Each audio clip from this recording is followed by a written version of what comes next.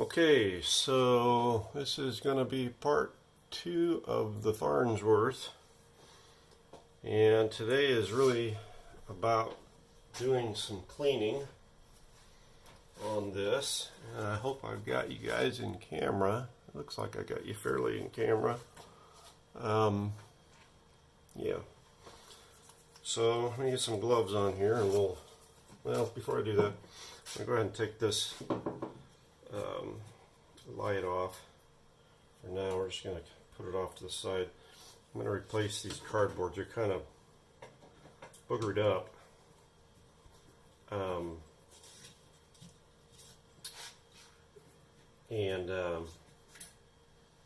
I have some, it's pretty heavy cardboard, but I have some paper I used on my transformer I rewound, and that might actually work pretty good on that. For now, we're just going to kind of move this out of the way until I'm ready for it. Hopefully I'm trying to not screw that up too bad. And set it off to the side. Okay. Along with the screw. Probably should just put the screws back in the case so I don't lose them that way. Yeah, there's the one. I think I'll leave the other one out. It's still kind of in the bracket over here. Okay. I'm going to go ahead and pull this tube out. It says it's a 6J5. We can get that cleaned up a little bit.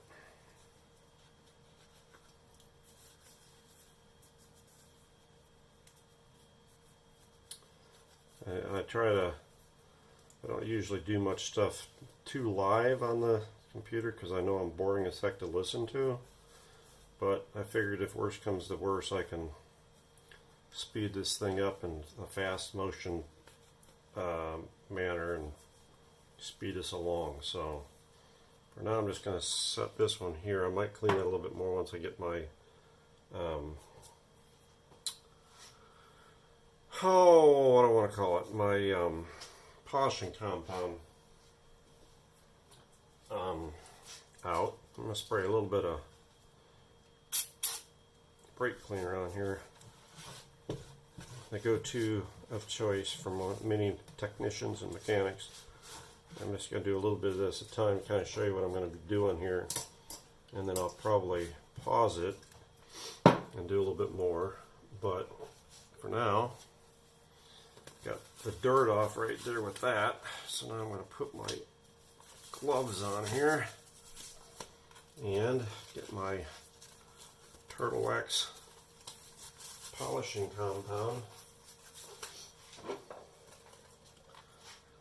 Light to medium cleaner.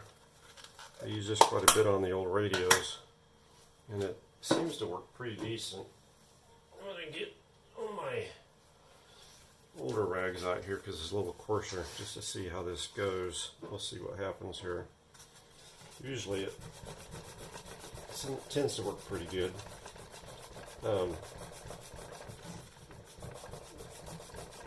It'll get the dirt off. I don't know if it's going to get the finish I'm looking for, though.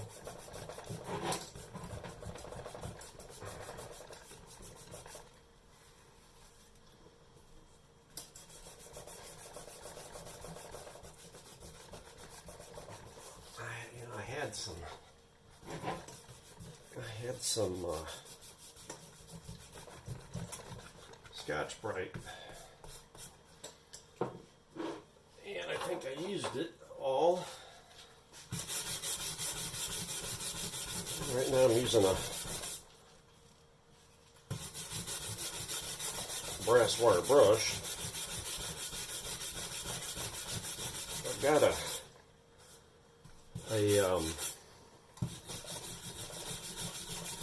angle grinder that I could use with the Scotch-Brite pad, but I don't necessarily, get a finish on it that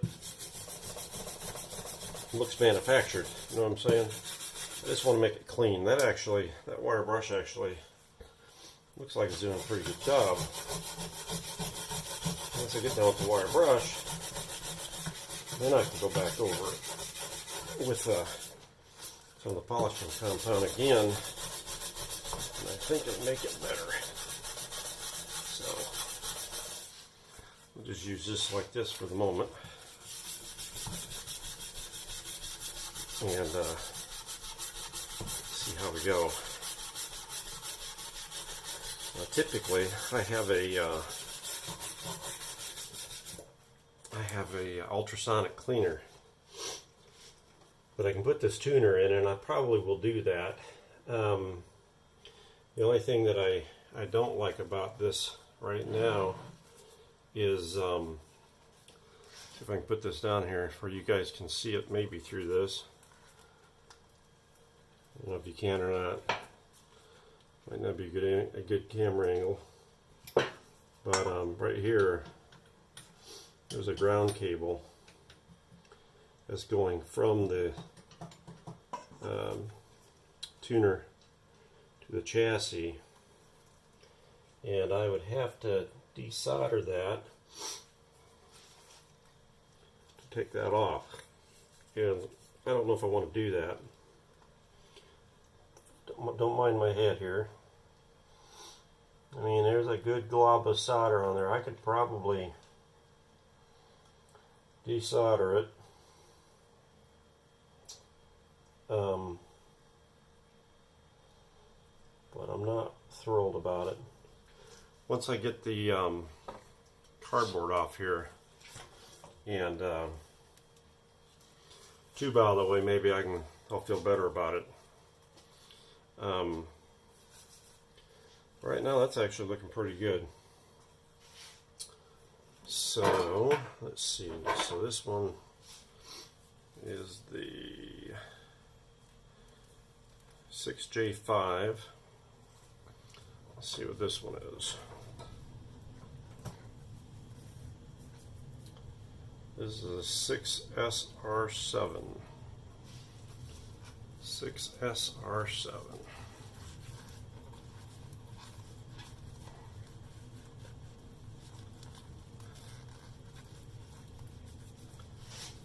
I'm off screen when I'm wiping that off, but now let me try a little bit on this and see how well that cleans up.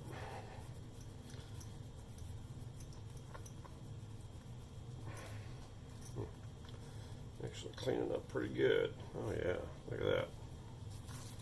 So if I can do that on the outside without actually taking the numbers off, yeah, it looks like it's actually kind of working.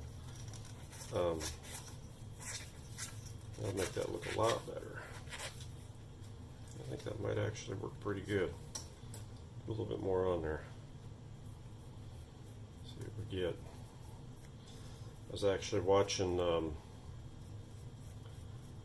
Bill the other day, the old goat, on his channel, and he has a 3812 Philco that he's in the process of restoring. I hope I'm not out of camera. I probably am. He's in the process of restoring, and the cabinet was pretty rough looking, and he had asked me if I had any ideas for him, and I had made the comment maybe touch-up marker from like Lowe's, you know, the stained touch-up markers, and some other people had mentioned to him Gojo, and he didn't have Gojo, but he had Goop, the non-pumice type Goop. And I was impressed with how well that turned out. I mean, it really made a huge difference. So I learned something from him. Alright, now I'm going to hit this spot. I don't want to get these tubes mixed up. I'm going to set this one over here on this side until I can write it on the chassis here, which is what I plan to do. A little marker and write it on the actual chassis. And I'll do that once I get it sort of cleaned up. And then once I get the radio done, I'll either just leave it on the chassis or just take some brake cleaner and take it right off. So I'll make that decision when that time comes. But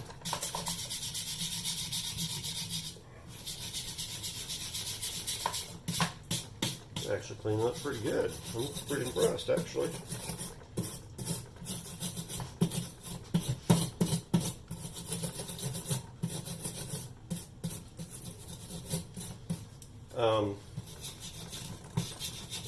So yeah, you know, I try to watch everybody else's videos because I certainly, if you read my little biography thing or whatever you call it, it says I consider myself a jack of all trades and master of none, and that if I can't fix something, I can certainly make it worse. And that's kind of the story of my life, which I hear Bill say that too. It's something, you know, old Murphy's Law, something can go wrong, it usually does. And so I've learned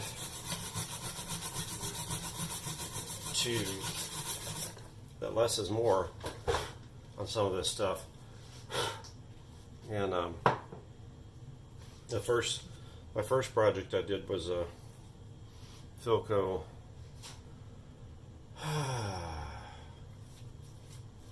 I'll call it a 4730, I think it was.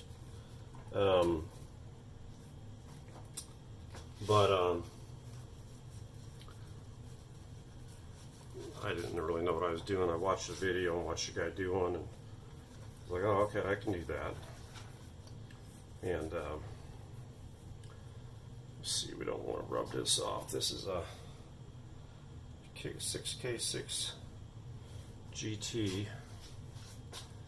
and I wish I had a little bit of just a damp rag. Give me a second. I'm going to steal some water from my cat. Give me 1 second.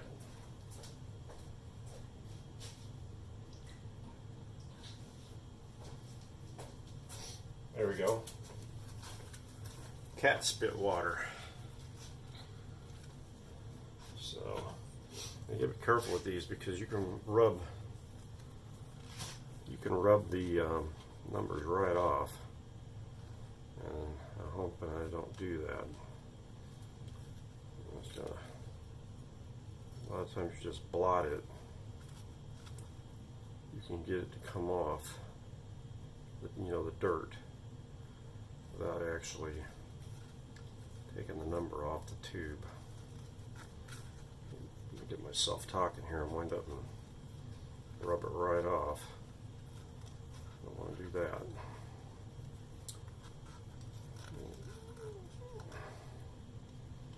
Quite dirty, actually. I'm going to the magnifying glass here. You probably aren't going to see this, but I just want to be careful when I do this that I don't rub it off.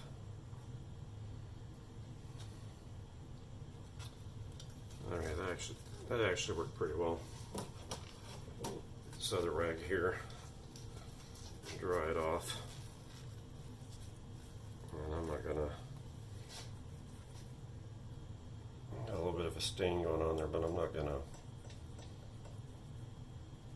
force myself onto that stain because I don't need to screw that tube up. All right, so we're gonna set that one there. I can hit this other. And hopefully you guys are still in focus. Get my dial wire all tangled up. So anyway, this is kind of the route I'm going to go with the rest of this chassis. I'm not going to make you guys sit and watch it all. I'm going to one by one get these cleaned up, and then I'm going to put the tubes back in them so I don't get messed up.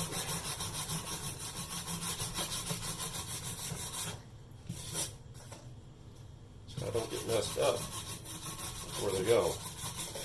tube layout, I mean the chassis layout I've got over there is not exactly for this exact radio. It says it is, but it's not. So I want to make sure I get this stuff back where it belongs. So I'm going to pause this for a little bit and we'll come back when we get a little bit more done. Okay, so I finished my initial cleaning of the top. I think it turned out pretty good actually. I wasn't trying to make it new, I was just trying to make it clean. And the chassis itself is actually pretty nice. It doesn't have a bunch of rust on it. I don't know if you can see with the magnifier. There's a stamp in there that came out, line final 50. I don't know if you guys can see that or not. But that's there, and so that's the sort of stuff I'm trying to preserve, right? So it's very nice because it doesn't have any rust on this chassis. Now, I am torn over this variable capacitor here, the tuner. I mean, I cleaned it up some. I still need to lubricate it.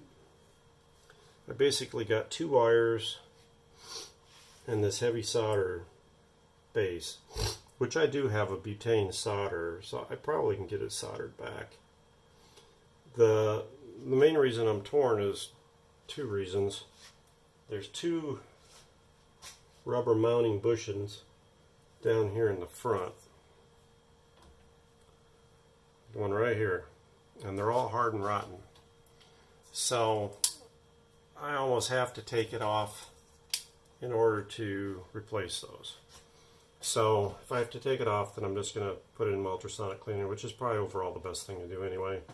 I don't really want to half-butt it. Everything else cleaned up pretty good. I'm also torn whether or not I might mask this off and just shoot some black on the transformer and make it look a little bit better. This tube here, I haven't tested any of the tubes. I will do that. This tube here I'm a little nervous about because I don't even think it's the right tube. It looks like it's been modified. It's a 6SK7, which there are some other 6SK7s, but you can see it's pretty beat up looking. And when you look down here, somebody cut they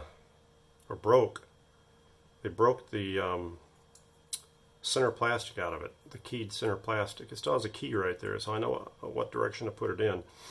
But this one kind of makes me nervous. I may have to, well, when I test it, we'll see what we get when I test it. When I test all these.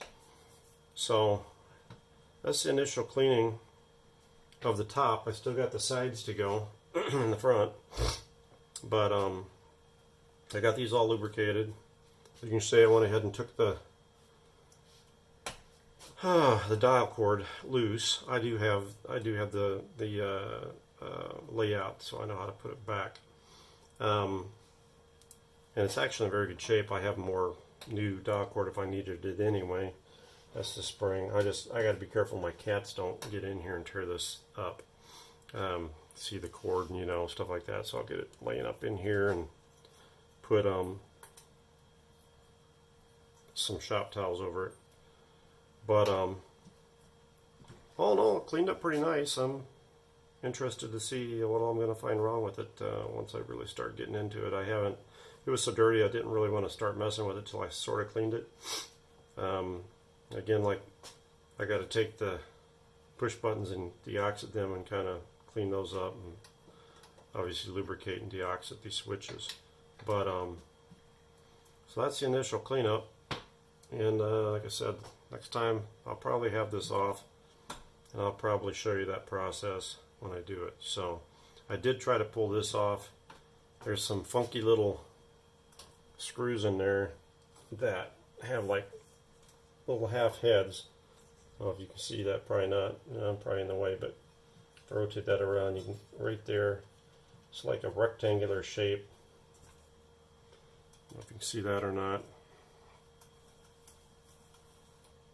But I don't know how to get those loose. There's two of them, and I don't have anything that'll get them. I've had those before, and I can usually get a pair of needle nose and they come right loose. But these are really, really tight.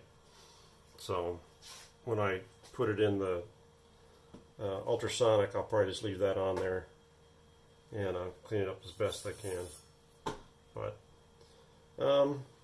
that's it for now.